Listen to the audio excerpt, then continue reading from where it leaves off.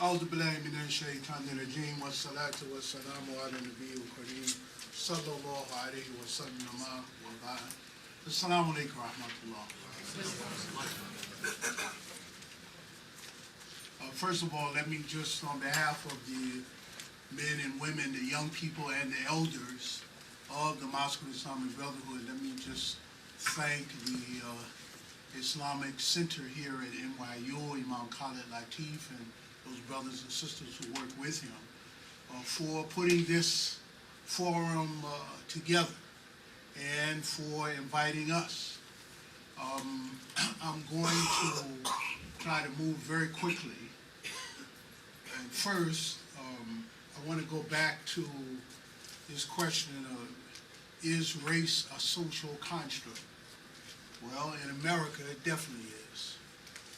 And what's so interesting for me about that question is that no one would think of looking at South Africa during apartheid and asking, is race a social construct?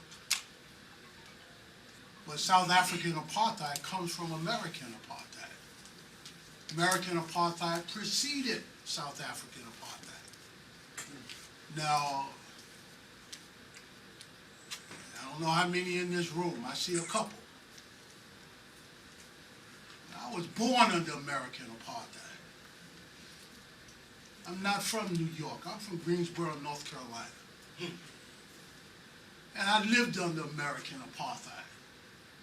So all of this talk about race as a social construct, etc., this is not theoretical for me. And when you detect an edge on the voice of Imam Talib, Abdur, Rashid, when you talk to him and when you hear him speak, oh, why isn't he a nicer guy like Imam Siraj? Who's my man, by the way. That's my man. But I'm from the segregated South. I ain't got time to play games. I know what I see, and I see what I know. And for a while, you know, trying to be like my boys, you know, hanging out with Imam Siraj and Imam Zaid, Imam Al-Amin, and other highly diplomatic people. For a while, I damped it down. I'm not damping it down.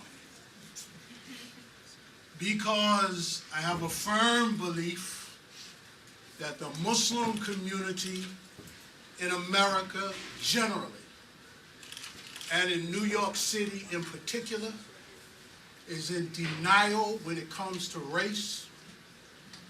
In America, race is inextricably bound with class. You can't talk about one without talking about the other. I just got off a plane yesterday. My mother and I went down to Greensboro, where I was born. And my mother reminded me when we were down there checking on my 92-year-old grandmother that we had moved to New York City when I was 8 years old. And I used to go back and forth between New York and North Carolina.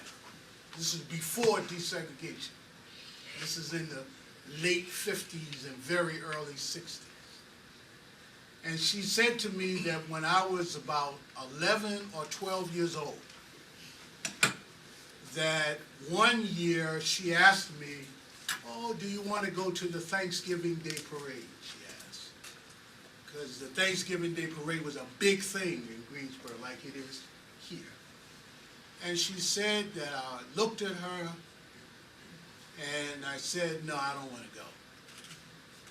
And she asked me, well, why not, son? You always, you know, like that. You used to get very excited. And she said, I looked at her and I said, quote unquote, because I don't want to be around a bunch of prejudiced white people, unquote. This is 11 or 12 years old. When I went back to Greensboro in 1995, after not having been there for about 20 years, the first thing that I wanted to do was to go to all the places that had been segregated that I couldn't go to when I was a child, and I just wanted to walk. I told my father, take me to that movie theater, man. I want to pay my money and walk through the front door. You know, this is how scarring racism is. And I say again, and I'm going to go right to it, that my experience is that, you know, there's a pervasive ignorance on one hand and a denial on the other hand as to the impact and the pervasive impact of racism, personal or institutional or both, and how it impacts upon our lives as Muslims. We need to ask ourselves, how is it that in the 21st century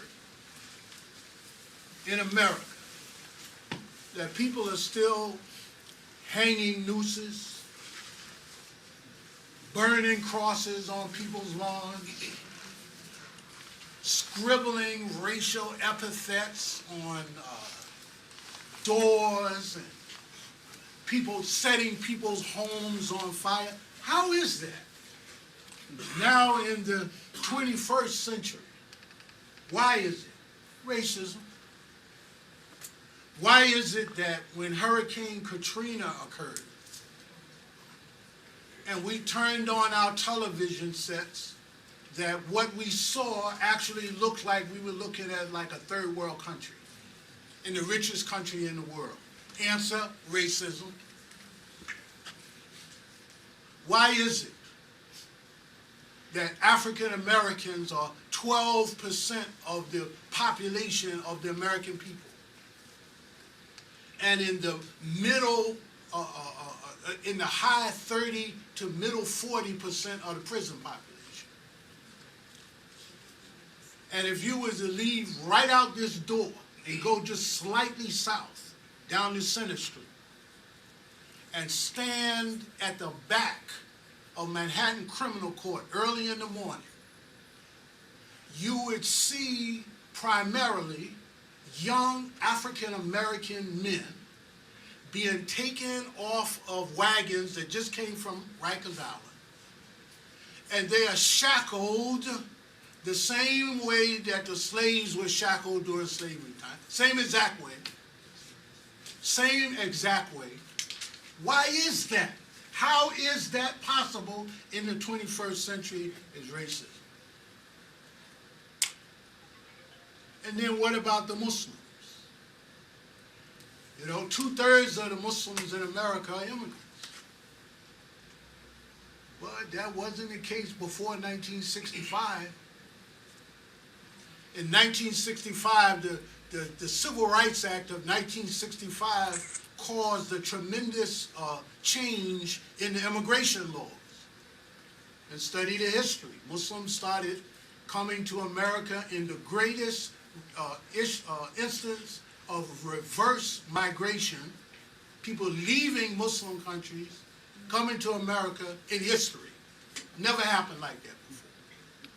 But those laws were changed because of the struggle of black people in America for freedom, justice, and equality. And black people were and are the litmus test for freedom, justice, and equality in America. How is it that even though this large Muslim group in America came into being as the result of this, and all of the immigrant Muslim organizations constantly talk about El Hajj Malik, El Shabazz, Rahmatullah Alayhi, and constantly talk about Dr. King, and what great men these were and how influenced they are by them, etc. Yet no major immigrant Muslim organization in America has ever had an African-American male in any position of leadership other than a token position. And I might add, very few tokens. And definitely no African-American women.